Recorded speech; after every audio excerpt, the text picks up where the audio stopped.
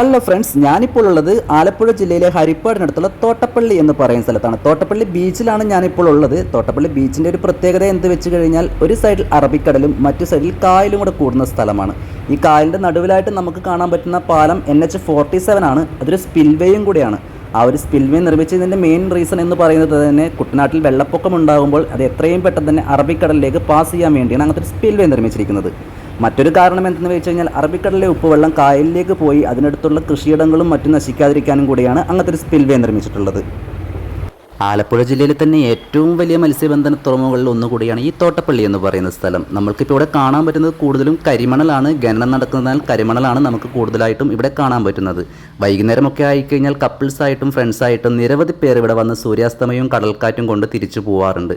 ഏറ്റവും നല്ലൊരു vibe spot തന്നെയായിട്ടാണ് എനിക്ക് തോന്നുന്നത്. ആലപ്പുഴ ജില്ലയിലൂടെ പാസ് ചെയ്യുന്നവർ തീർച്ചയായും തോട്ടപ്പള്ളി എന്നൊരു സ്ഥലം സന്ദർശിക്കുക.